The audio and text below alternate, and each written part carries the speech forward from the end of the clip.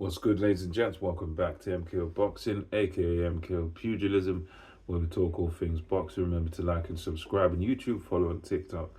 And anyway, let's get into it. So, one of last night's big fights was F.A. Ajagba versus Martin Bakole. And, Martin Bakole has the kind of status, he had the status of kind of a boogeyman of the heavyweight division, a guy that's been avoided, a guy that's been beating everyone up in sparring, and a guy that's allegedly feared and stuff. And as you all will know, that his last fight was a knockout defeat on basically 24 hours notice to Joseph Parker, where Joseph Parker was able to just put him away very, very early. And he come into the ring overweight, clearly not prepared to fight, clearly jet lagged, and fair enough, you can excuse that. So going in against Ajagba, he'd had a decent training camp, still weighed in quite heavy, still was about 300 pounds on the night, and very tubby.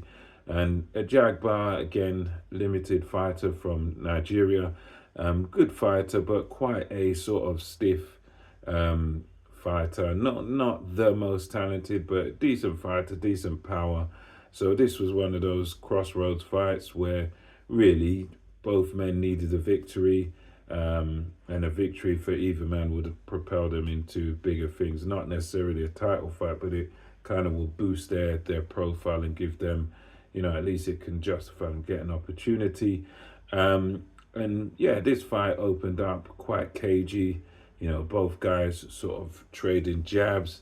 Martin Bakole, as always, in his sort of upright stance where he's able, is quite loose and limber. But I'd say early on, you had F.A. Ajagba sort of outboxing Martin Bakole a bit, staying on the outside, but then also planting his feet at times. As the fight wore on, it kind of swung back and forth. There was larger periods where Bakole was getting outboxed by Ajagba, where Ajagba was kind of having the better of things.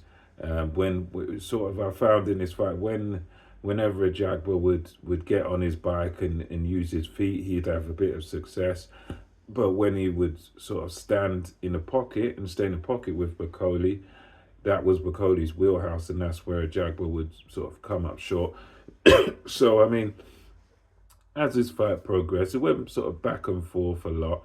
But for me personally, looking at it, Ajagba, for I would say the majority of this fight, was outboxing Bakole because he was controlling the fight from the outside. So Bakole, while he did have his successes at sort of mid and short range, where he would land the power shots, but Ajagba was clever enough to just sort of step back sometimes and then get back on his bike, use his side to side movement and his pivoting, and he was able to Bakole doesn't have a great defense, so Ajagba, when he was on the outside, was able to catch Bakole quite frequently. The jabs were catching him, the straight right hands were catching him. So Ajagba was, for I would say, in terms of scoring it, I thought, yeah, you'd have to, when it come to the conclusion, I felt, especially leading towards the end of the fight, Ajagba was sort of having more of his way. His tactics of outboxing Bakole, as I mentioned earlier, using the movement, those tactics were clearly working as we got towards the end of the fight. So for me, going into that last round and as that concluded, I thought, yeah, Bakole did well. He ran Ajagba close, but if you're looking at the fight as a whole, the man that was mostly in charge, and tactically, the guy that's strategy was working was Ajagba. Ajagba, he's using his boxing skills and his movement, and landing the cleaner shots most of the time.